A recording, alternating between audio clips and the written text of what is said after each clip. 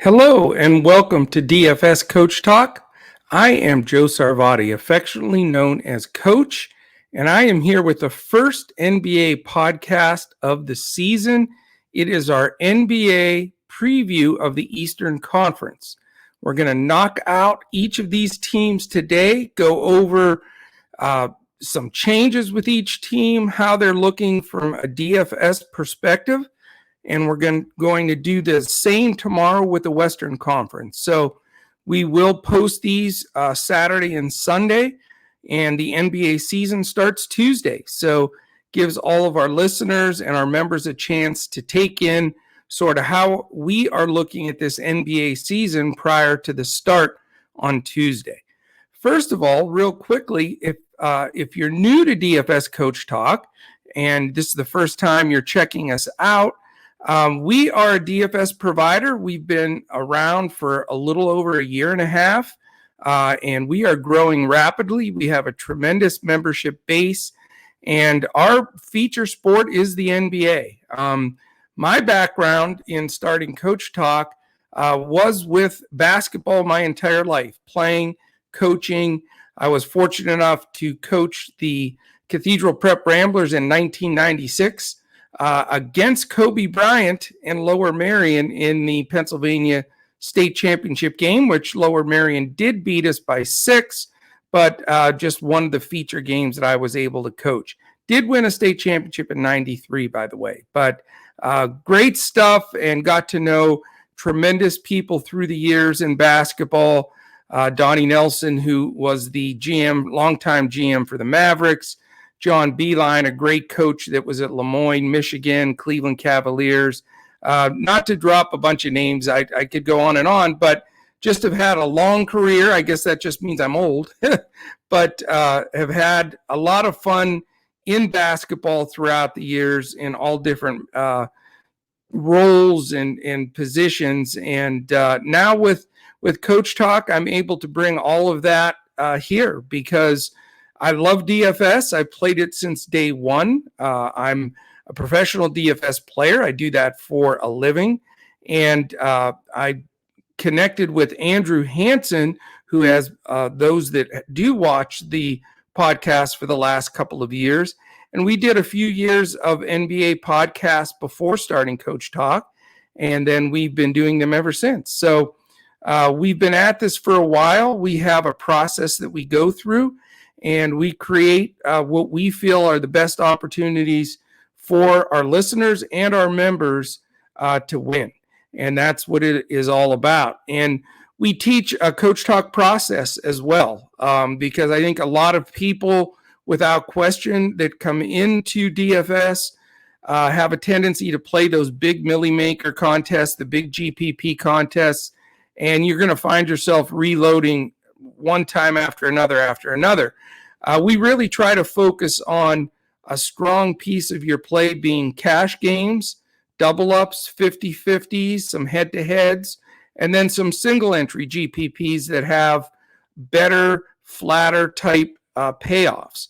So we really do preach that and teach that because we're looking for our members to make long-term success and growth in the money that they've put into it and not having to reload.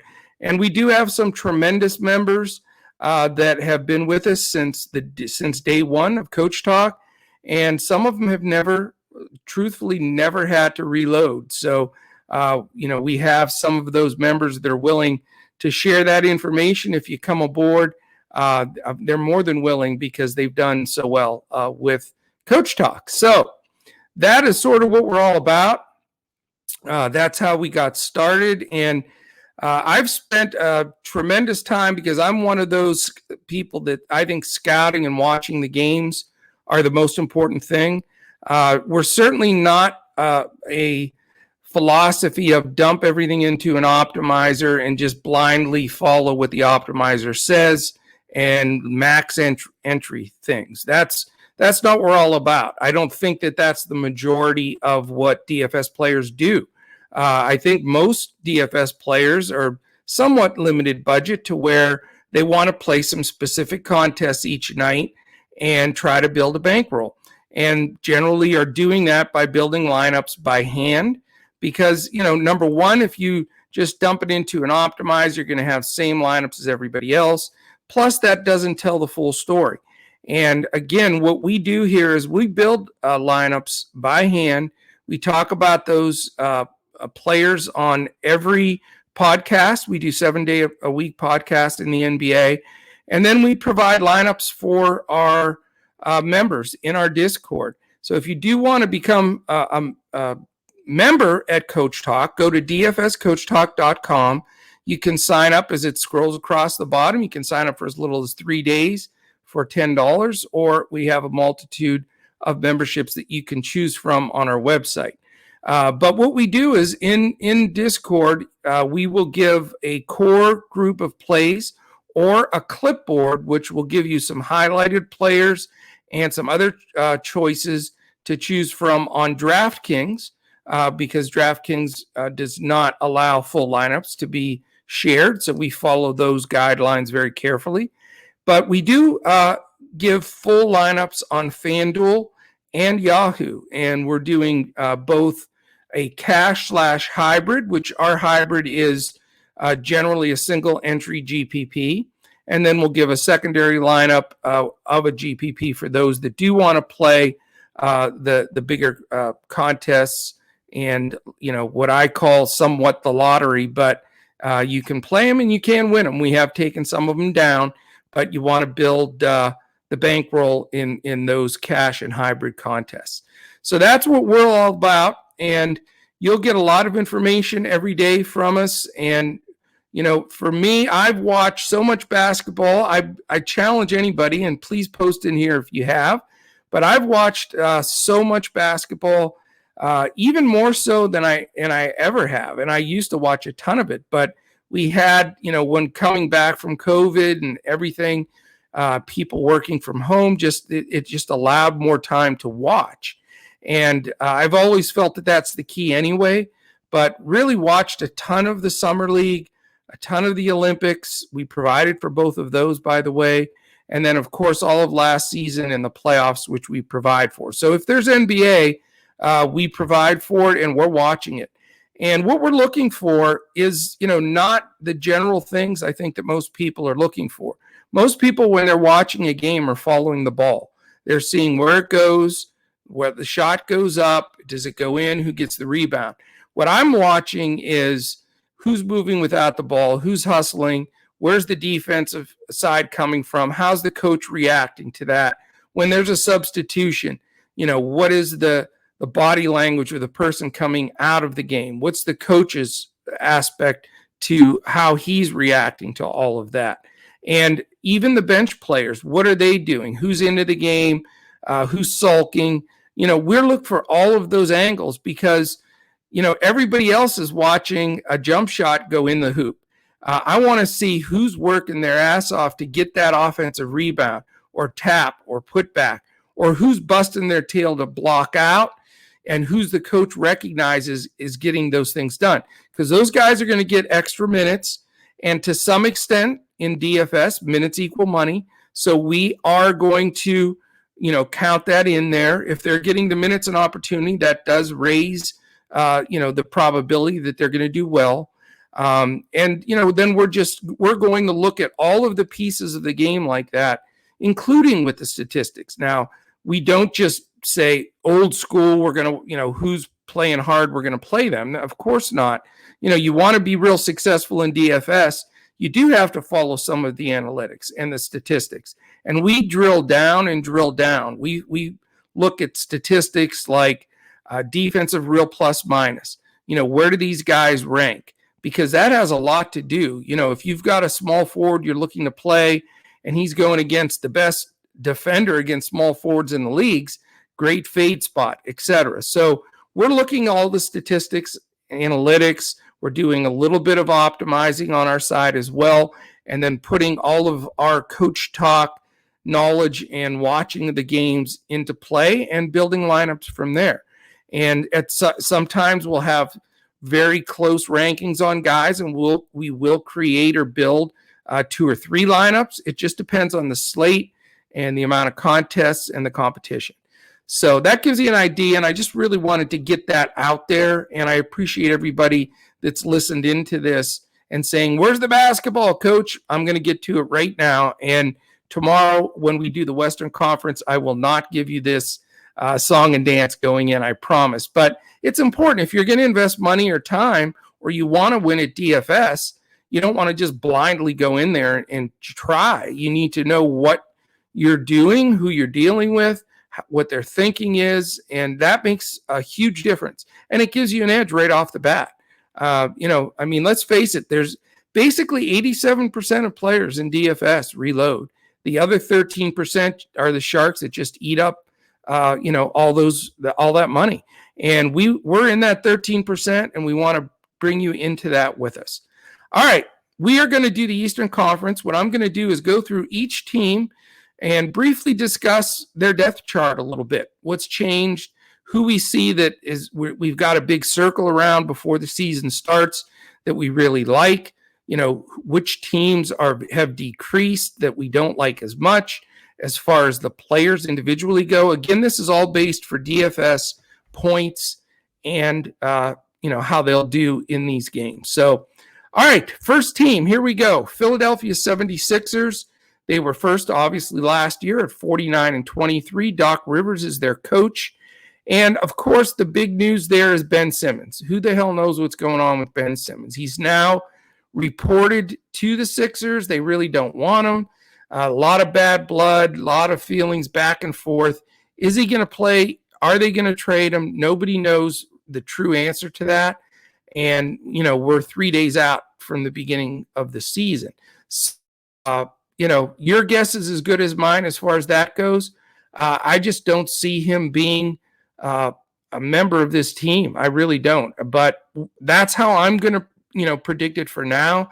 And if he is, I'd really be surprised because there's a lot of burned bridges between management, players, etc. with Ben. So I'm looking at it from, is it Shake Milton or Tyrese Maxey at the point? There's a pretty close competition there. They'll probably split a lot of minutes. Shake's coming off a sprained ankle that caused him to miss 2 of the last preseason games. Maxey's played well, so definitely looking at Maxey as a lower price guy early on, and then we'll see how everything shakes out, no pun intended, with Milton, and then Ben Simmons as well. You're going to have Seth Curry probably in there firing threes. Not a great DFS player all the way around, but when he gets hot, can definitely contribute. Danny Green still playing, still not contributing much on the DFS side. Tobias Harris, of course, solid, and Joel Embiid going to be one of the higher-owned centers when he's going against a team specifically that doesn't defend real well inside, and even if he does, still going to be highly owned. Definitely an MVP candidate and a guy that we're really high on.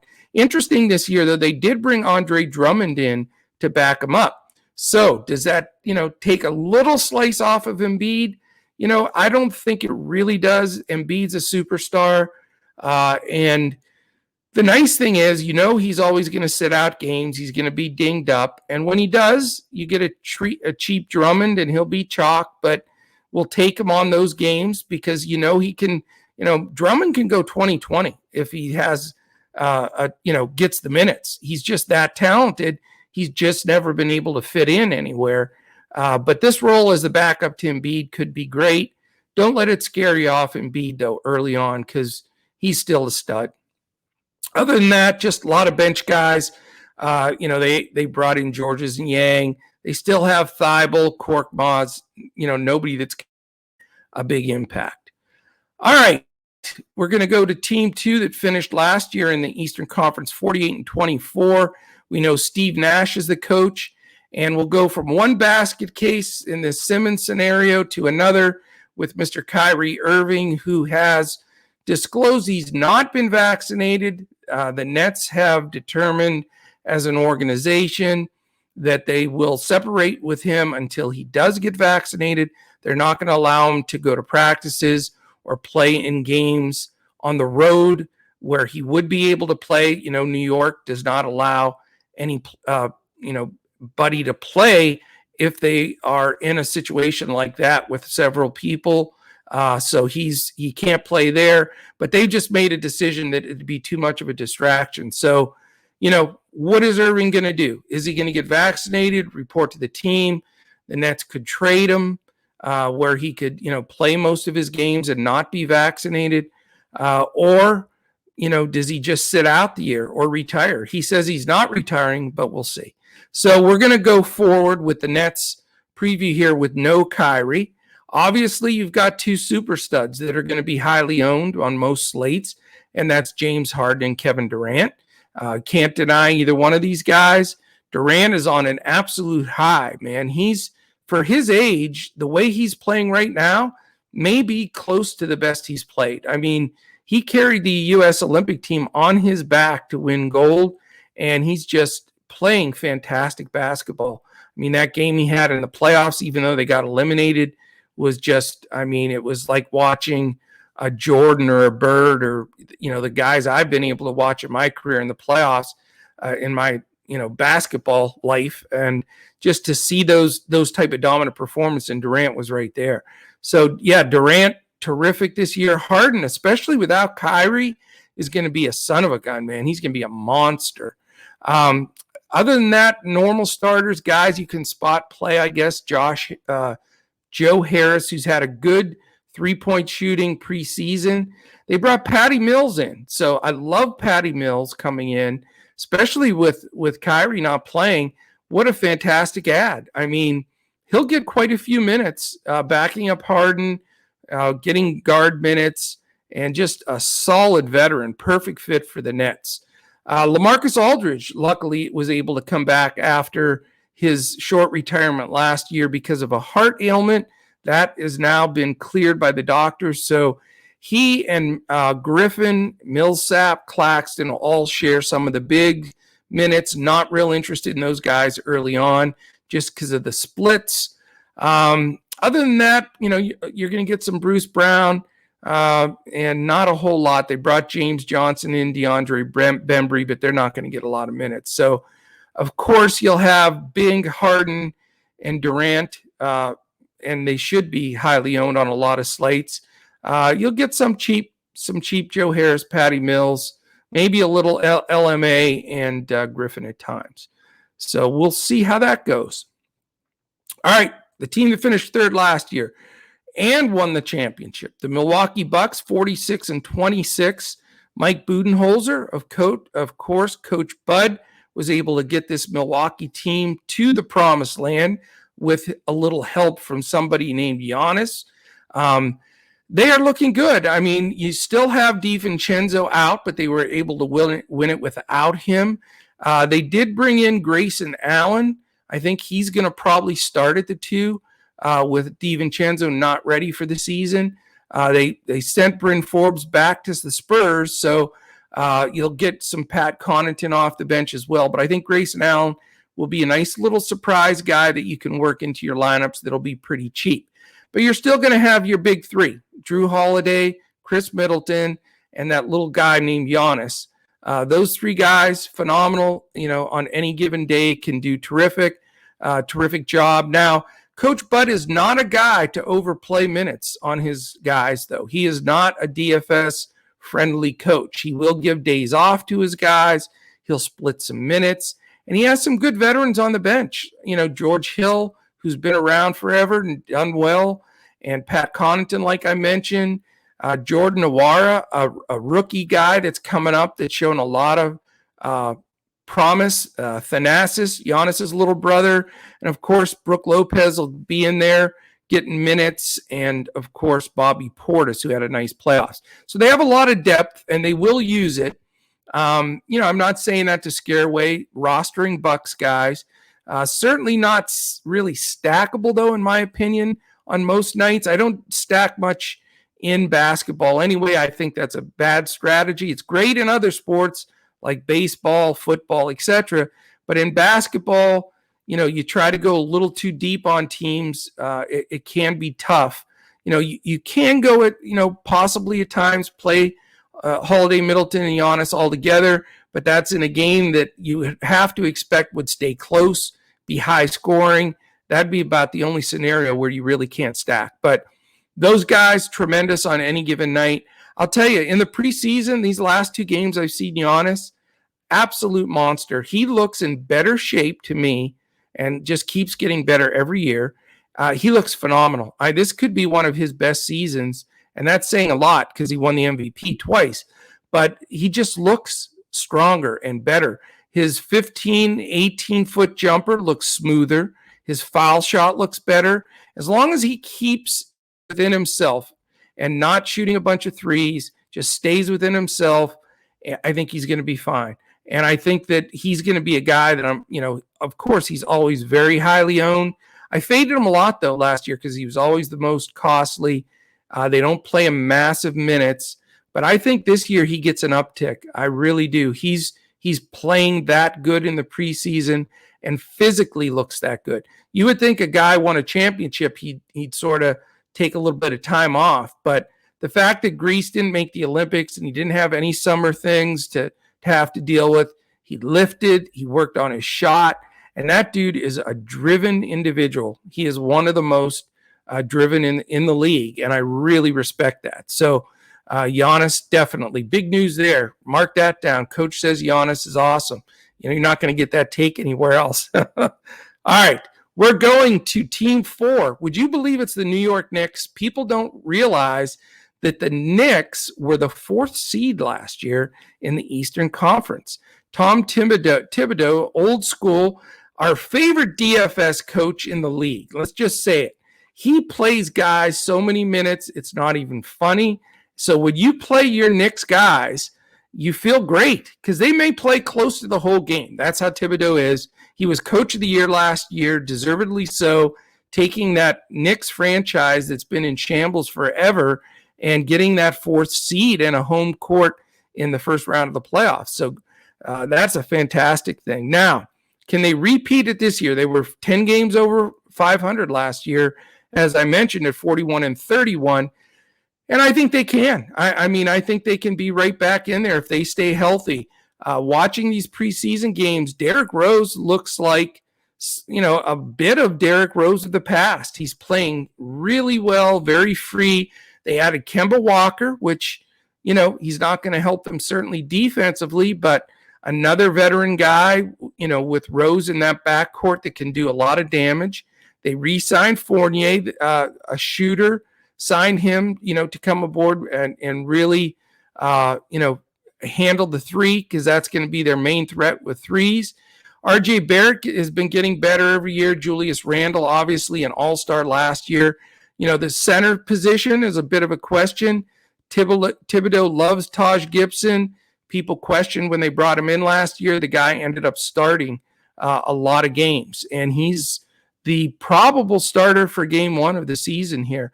But Mitchell Robinson's back. He was injured for a while. Nerlens Noel missed the entire preseason, but should be back. So not really interested in that mess there. Randall, always a great play, backed up pretty much by Obi Toppin this year, who seems to be finally bringing it together a little bit after being picked so high the year before last. So he may get some minutes off the bench.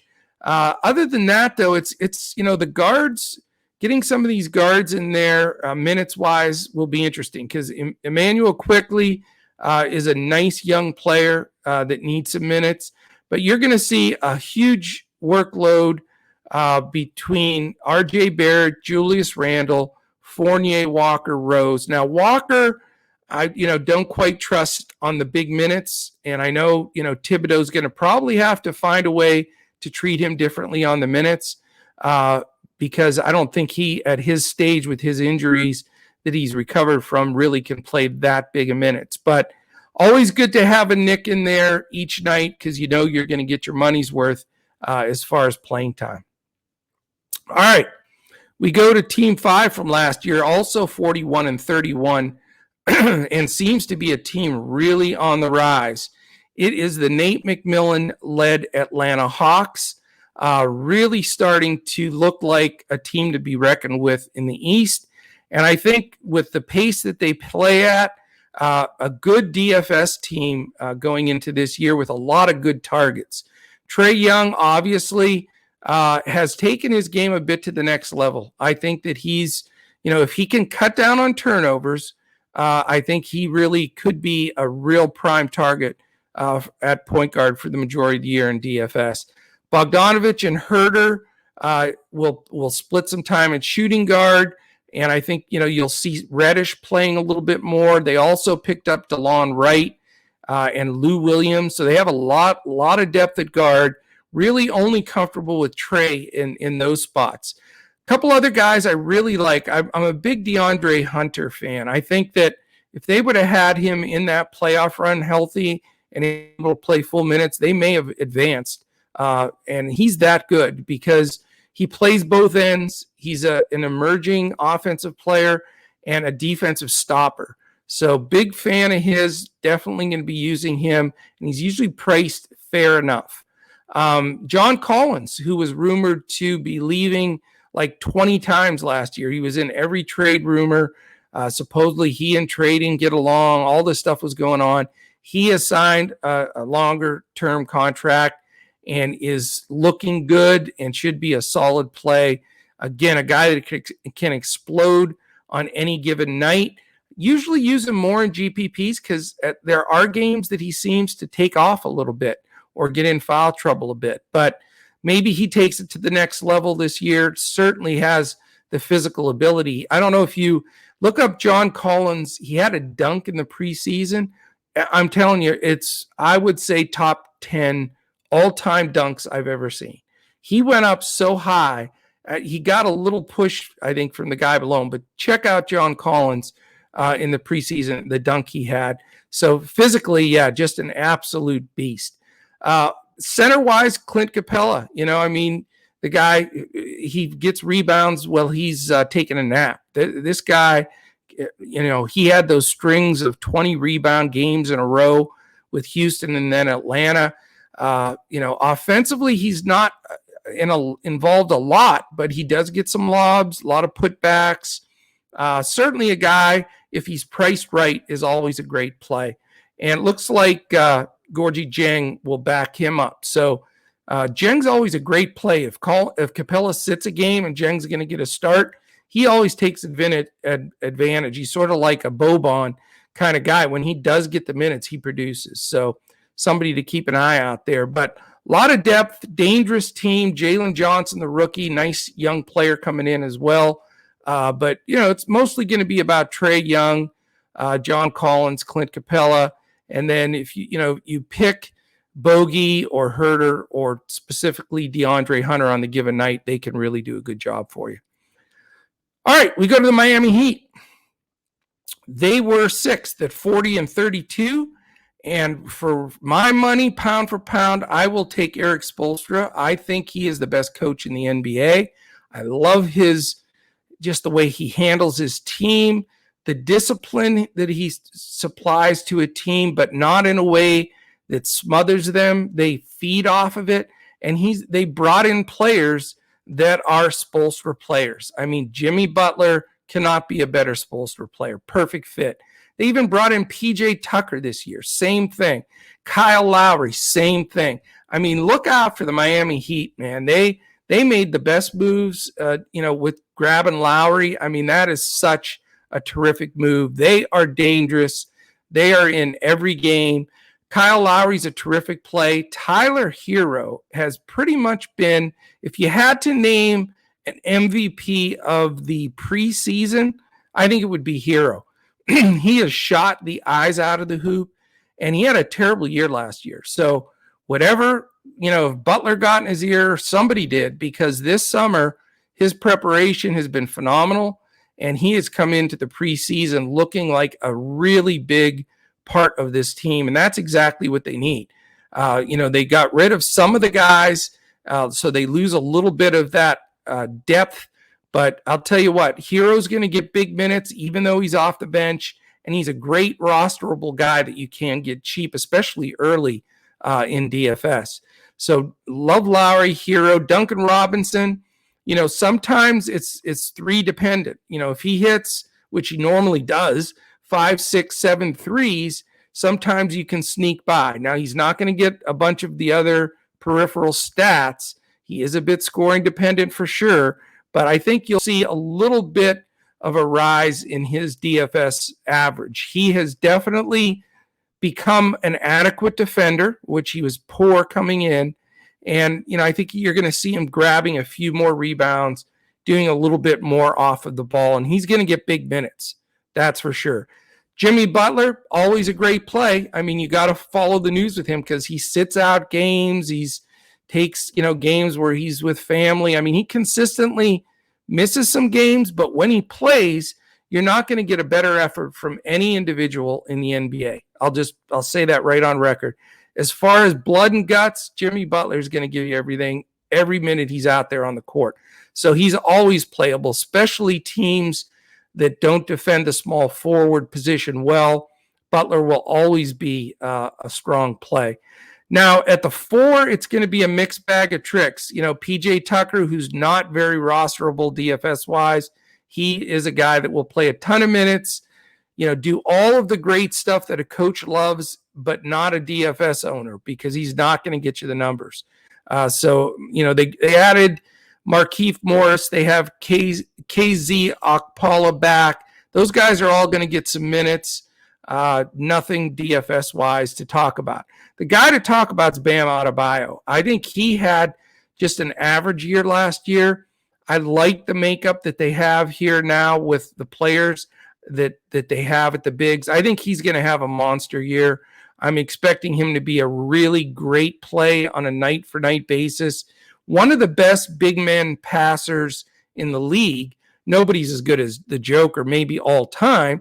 But after the Joker, there's probably 3 guys, maybe 2-3 guys, and Bam's one of them that is just an adept passer. So you can get 20 points, 14 rebounds, and 7 assists and 3 blocks from Bam on a given night. And I think he's going to be highly owned a lot, but it's tough at center. When you're having to look at Embiid and a Joker and these guys, and Bam gets overlooked at times. Now, the dual ownership spots, FanDuel has been showing that in preseason, and that will be unveiled on Tuesday. You can get Bam at a power forward spot, which is awesome. So that type of having the dual positionality for Bam is going to get him a lot more ownership, especially on FanDuel, DraftKings, and Yahoo. He'll be able to fit into multiple spots as well. So Bam, a big plus. Butler, of course, but I love Lowry and Hero. This is a good team that's going to do well in DFS this season. All right, we go to the Boston Celtics. Big changes in Boston. Of course, everything switched, coaches and upper management. Danny Ainge retired, moved a bunch of guys out. That 500 season just wasn't good enough last year. Oduka is their new coach. Oduka, yes. And I'll tell you what, might not know much about him. He coached on the staff with Pop at San Antonio as an assistant for 6 years. And then he was on the Boston bench last year. He is a big dude. I guarantee you, if there were a fight between coaches in the league, he would be ranked number 1. I would not want to fight this guy. He is a big, strong, in shape, younger dude. And we'll see how he coaches. Other than the fact that he's from the Pop tree of coaching, I don't know a whole lot about him. And we're going to all learn together, I think. He's sort of the new guy in and the wild card coach. Now, as far as the Celtics go, you've got Dennis Schroeder coming in at the point, which is going to be a big change for them. I mean, he passed up a $72 million contract with the Lakers to take this 1-year deal with Boston. Doesn't make any sense. I think he's got to be regretting that, but it is what it is, and we'll see if he's going to play. So that motivation to get that big contract could be there, and I think Schroeder's a nice play to keep an eye on this year for sure. Then you've got, question mark Marcus Smart, Josh Richardson, Romeo Langford going to get some minutes. Peyton Pritchard will get some. So there's some guard depth there. Nobody that dives out at me right away in DFS. Smart will get you a ton of periphery stats, but sometimes it's a little overpriced, so we'll keep an eye on him. You got two guys from Boston. They're always super high owned. Usually you got to pick one or the other. If it's a smaller slate, you can go with both, but it's Brown and Tatum. No mystery there. Tatum having the edge because Tatum can put incredible numbers up on the board all the way across the board. Really a positionless player that I've seen guard everybody from the 1 to the 4. And, if he had to, he probably could guard a smaller 5. He's that good of a player all the way around. So Tatum and Brown going to be on everybody's list on most nights. Schroeder may take a smidgen of that offense, so we got to keep a close eye there. And then as far as the other bigs, you've got Robert Williams, who's going to get a chance to get more minutes. And then they brought back Al Horford. So that will be interesting to see how many minutes he gets. After that, Juancho, Hernangomez, Grant Williams, some depth. Nobody that's really going to scare anybody. Also, Enes Kanter is still there as well. So I really don't want anything to do with any of those guys. For me, it's all going to be about Schroeder, Brown, and Tatum, especially starting out. All right, we've got another team here with a massive amount of changes. The Washington Wizards, who finished 34-38, made that play-in. They were in the play-in tournament, and they gave the guy that was filling in, Wes Unseld Jr., they gave him the full job, which it was well-deserved. I thought he did a terrific job taking over for Scotty Brooks. I don't think Scotty Brooks is that good of a coach, to be honest with you. So good to see we'll see what Wes is going to do. Now, as far as changes, Spencer Dinwiddie back after missing last season will definitely have the point guard spot alongside Bradley Beal, who has always been rumored to leave Washington, but is now vowed to stay there. So that's going to be interesting to see how he takes over again, possibly without Westbrook there now. And then they brought in some of those Lakers in that deal for Westbrook that are going to get minutes. Kentavious Caldwell-Pope and Kyle Kuzma. Kuzma has had a decent couple of preseason games, so stock is up on him a bit. Then Rui Hachimura coming back for another season has shown consistent improvement. Then they've got three guys really at center.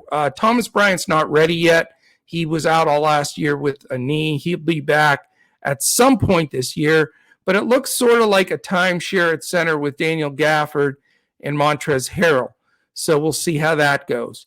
So very interesting. Don't know what to expect from the Wizards that much this year, other than, Beal's a super stud, super high price usually. Dinwiddie definitely has the potential to get some damage done. And we'll see. Maybe this will give Kuzma a chance to finally step up and be the player that a lot of people thought he could be, for quite a bit of his career in the LA. All right.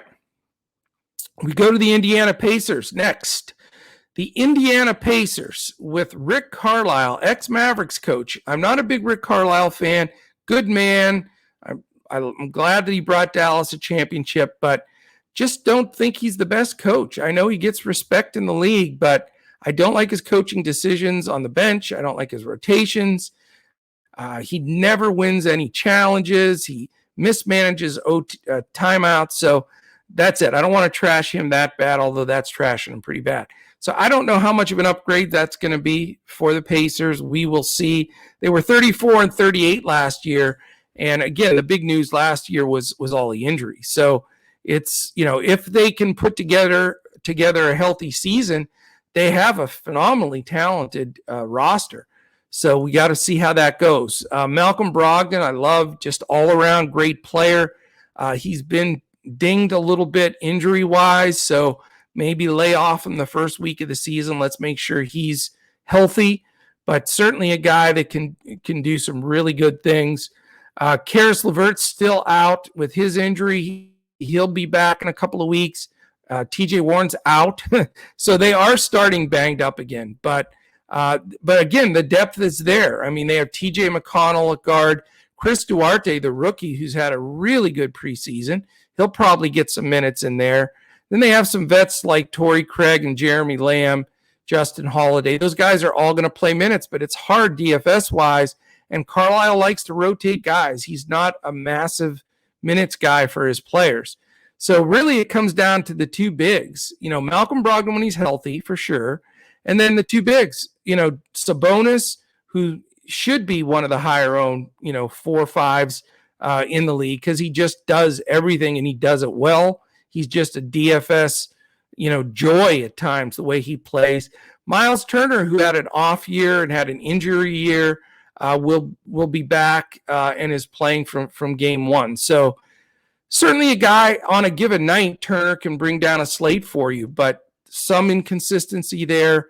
So you gotta watch that. But really, it's all about Sabonis for me initially, and Brogdon when he gets healthy, and then we'll see as the season develops, and Levert and eventually Warren, if he does come back, then their rotation is going to continue to move around. So we're going to have to keep a close eye on that. I would not put a ton of stock in the Pacers early on, though, beyond Sabonis, really, because the adjustment to Carlisle, the adjustment to the injury guys, and everything going on from there. All right. We go on to the last team that made the play-in tournament last year, in that 10 spot, the Charlotte Hornets. They are coached by a guy that I think is a good, solid coach, James Borrego. He does a nice job with the players. Players like to play for him. And this will be an interesting year for them. Not a lot of upgrades for the team. They let Graham go.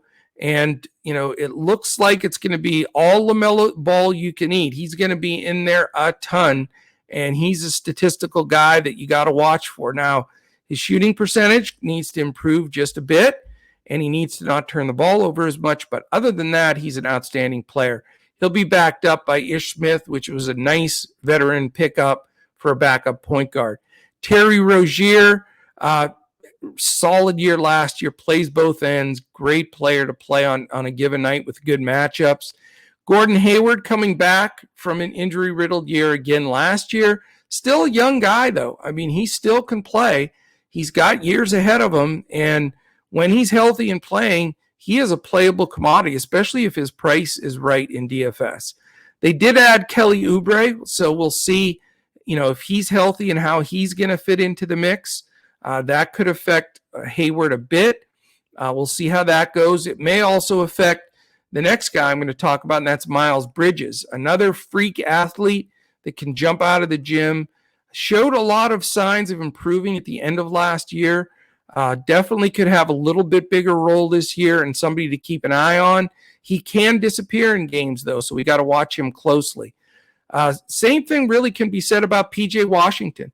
I remember one specific instance last year where we used him. We took down a tournament.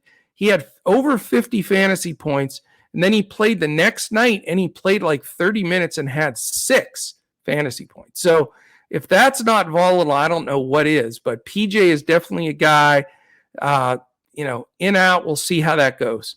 The center they brought in was Mason Plumlee, who will get, good minutes at center, solid rebounder. On a given night, not a bad play against a team that doesn't rebound well. He can have those big 15, 16, 17 rebound nights. So not really a target, but a guy to keep on the radar. After that, Bouknight is a nice young player that they drafted. James Bouknight, I think he's got potential. They have Cody Martin. They let Caleb Martin go, so the Twins are split up. But Cody Martin's there. He'll get decent minutes off the bench. Jalen McDaniel's an up-and-comer as well. Kai Jones also. But really, it's going to be all about LaMelo Ball, and maybe sometimes we're going to take looks at Rozier, Hayward in specific matchups. All right, we go to the bottom 4. The Chicago Bulls, who I predict will make the playoffs this year. I like this Chicago team. I think they are one of the most improved teams in the league, in my opinion. Billy Donovan's there. He brought in a couple of guys that really, I think, are going to make an impact here. And I'm excited about this team. Lonzo Ball being the first one, I think he really needed to get out of New Orleans. I think this is a good, fresh start for him. He's going to be the point guard. I mean, they have handed the reins to him. So he's a playable guy. Zach LaVine at times had just monster games last year. Certainly always a threat. However, with the addition of the other two players now that are DeMar DeRozan, who didn't, is new addition that they got in the offseason, great, add there. And then Vukovic, who came in at the end of last year, now that he's in the system there, he's an all-star as well. So the question is, I think LaVine backs up a slight bit from the DFS standards because DeRozan and Vukovic are going to take some of those shots.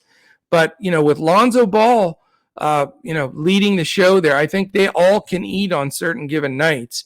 And those guys are all top-notch. Those four guys can all make a lineup, not together, obviously, but you're going to have to pick and choose one or two of them in good matchups. But outstanding players.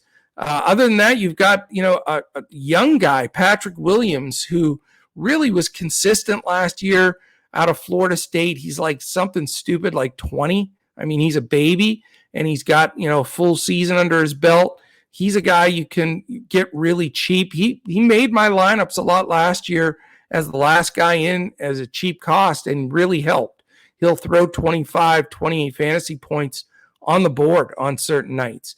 So I think you've got really solid team there. The backups, Kobe White will be, backing up a bit. Alex Caruso, who they brought in, he seems to be fitting into that culture there. Real good hustle guy that the Bulls needed. Love DeMar DeRozan's leadership, though, too, coming in as a veteran. I think this team is dangerous. And again, I like the DFS potential with Ball, LaVine, DeRozan, Vuk, and even Patrick Williams on a given night. So definitely a go-to team for me. All right. How about the Toronto Raptors? Very bizarre last year. Not sure why they never traded Lowry. That never made any sense to me. He knew he was going to walk at the end of the year anyway.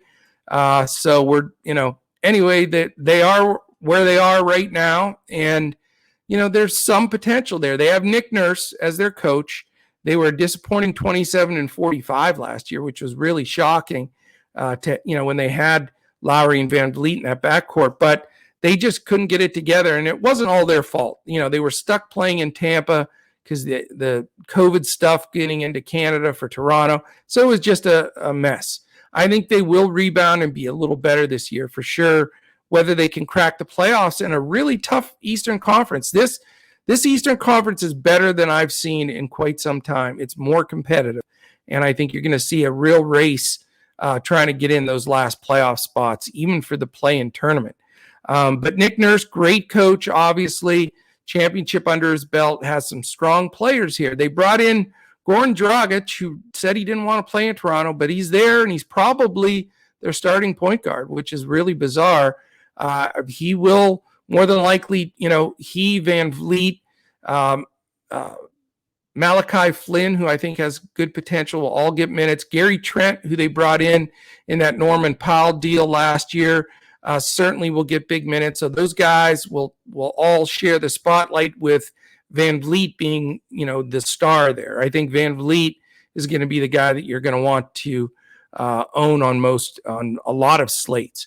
OG Anunoby, let's talk about him. That's a guy that I was not sold on until the later part of last year and then in this preseason. That guy has raised his game. We know he's a defensive stopper. We know he's a freak athlete, can jump out of the building. If you remember, he had that crazy three-point shot on the buzzer with like 0.3 or maybe 0.6 of a second left in the one game last season. And I'll tell you what, he seems to have confidence and he's shooting the ball better. He's going to be a sneaky play that I'll be using a lot this season, unless his price gets silly. Scotty Barnes, their top draft pick.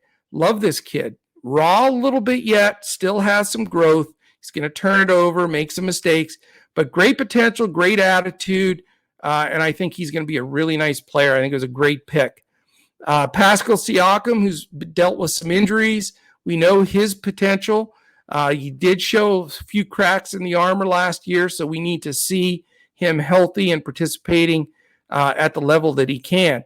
As far as the bigs, it really comes down to a couple of guys. You've got Chris Boucher, who had surgery here in the preseason, so he's going to be out for a little bit. We know that he can be a DFS, just destroyer at times, so we'll wait till he gets back.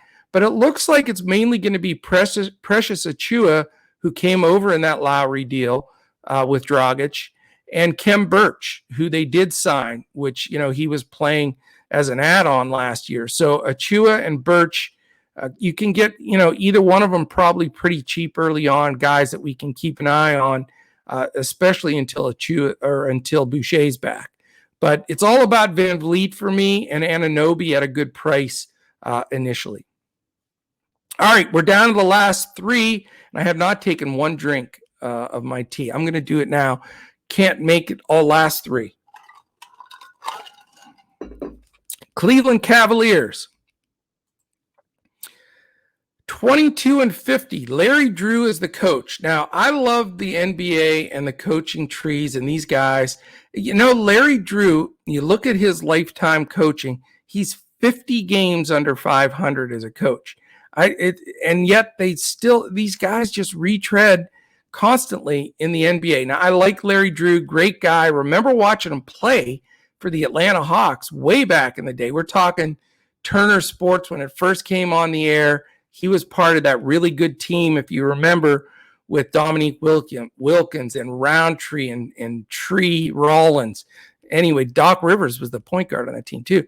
But anyway, I'm rooting for him. Cleveland has been a mess for a long time, but they've made some really good picks and some good trades, and they've built a team that's making sense at least.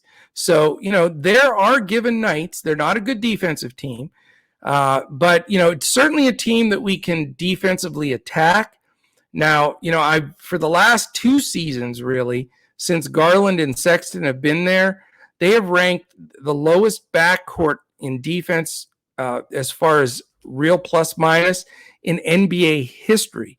So, yes, you can attack the Cleveland backcourt. Now, it was dead last all times when Porter was still there because he's not a good defender. He's now with the Rockets, though, because he lost his marbles in Cleveland. But Garland and Sexton on the DFS side, you can play them, especially, it's always great when you can, take a guy against a team. And a lot of times I will take one of the guards against Cleveland and then come back with either Garland or Sexton. If the game stays close and they get big minutes, it can really pay off for you. But those guys are going to get the majority of the minutes there. But they did bring in veteran Ricky Rubio. He'll get decent minutes. He had a great preseason. Those will be the three main guys at guard with all the minutes there. On a given night in the right matchup, they're playable. Isaac Okoro, great defensive stopper, learning to play the game offensively. Not a super DFS contributor, but I think he's getting better. A guy to keep an eye on. They did bring in Lauri Markkanen, who we know isn't a good defender, not great on the court, not awesome in the locker room, according to what I've read as far as just, aspects of the game. But he's a decent DFS player. He can shoot the ball. When he gets hot, he's going to make some threes. We need to see what his minutes are going to be like because they have committed to these two guys at the bigs. They're going to go 4-5, Evan Mobley, Jarrett Allen. So they're playing basically two bigs, and they feel Mobley their top pick this year. Super young, super raw, but man, does he have potential. He made some plays in the preseason that just blew my mind. Blocked some shots, finished some things. He's a guy to keep an eye on because he's going to be super low owned, and they're committed. They want Mobley and Allen to learn to play together. They could be pretty dominant in the paint if they really get it going. For me, on a given night, a Garland Sexton, one or the other, and certainly looking at Mobley and Allen as one or the other being very playable there. I also think, we just need to see how the rotation goes here. They still have Kevin Love, not very playable, but he's going to be cheap. Lauri Markkanen, Cedi Osman. We know some of these guys that are their bench can step up, when guys are out. So definitely a team to watch as far as being able to get some cheap guys in there to make your lineup work. All right, Orlando Magic. We have 2 teams left. They were 21-50. They have the new coach, and I'm not saying this because I'm a Mavericks homer, but Jamal Mosley has been an assistant with the Mavericks for quite some time. One of the most popular assistant coaches, if not the most popular in the league in his time here in Dallas. And you knew he was going to get a job. I thought he was going to get the Mavs job, but he got the Orlando job. Great spot for him. Bunch of young players, lots of building to do, but they have some terrific pieces. They were able to pick Jalen Suggs where they got him. I thought was a steal. I think he's a terrific player, and he's going to be a good all-time, long-term NBA player. So I think Mosley will do well with him, and you'll see improvement. I watched 2 full games of the Magic in the preseason, and just like I expected, guys love to play for him. He's a real player's coach, but he knows the X's and O's as well. So I think he's going to do well there. This team's going to feed around him. He's got a youngster in Cole Anthony, his second year, partnering with Jalen Suggs, his first year. They're going to be terrific.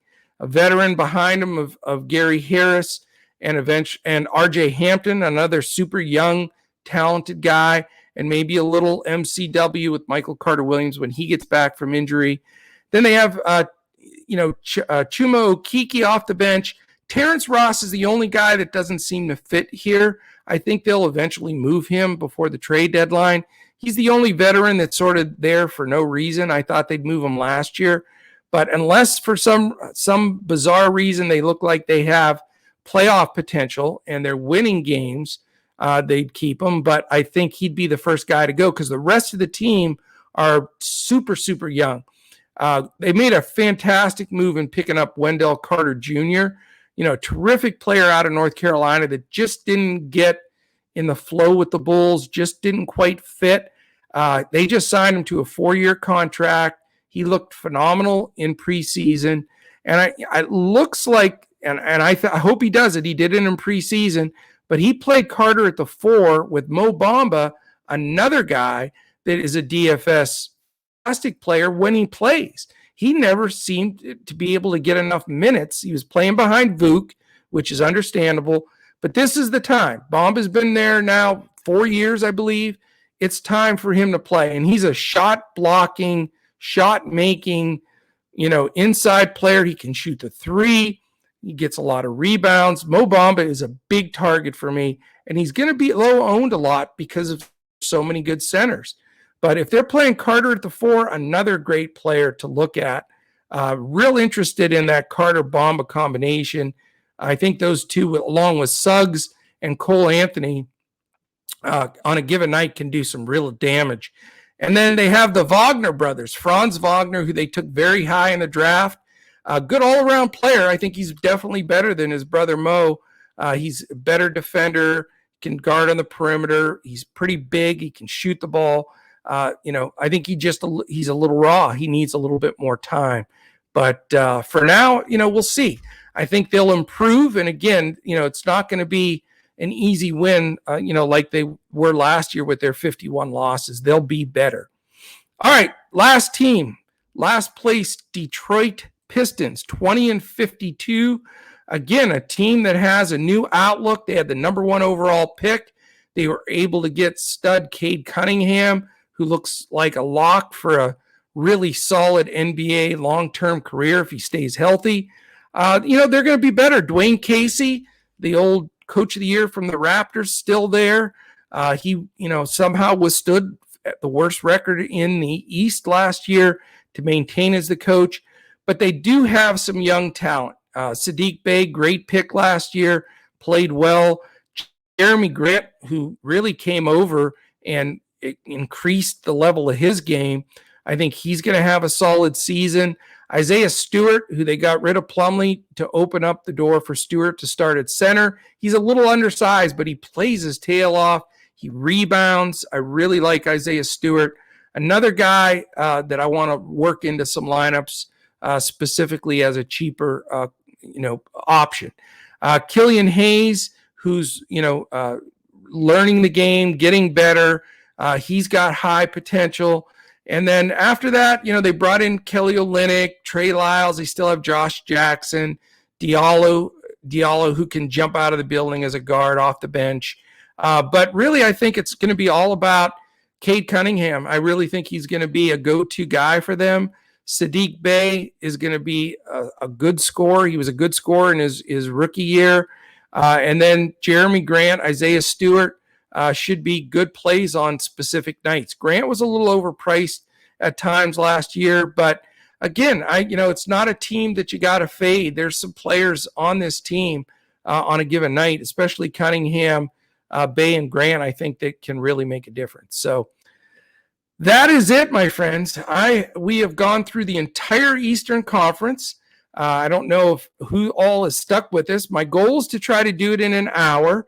It's been an hour and 1 minute, so that's pretty darn good. I'll take that. So I hope you really enjoy this. I hope it sets the stage, sinks in your brain a little bit before we're talking prices and matchups, just to get a look at where are the teams, how did they finish last year, who are the coaches, and what are we looking at. So this should give us a good head start going into the NBA season.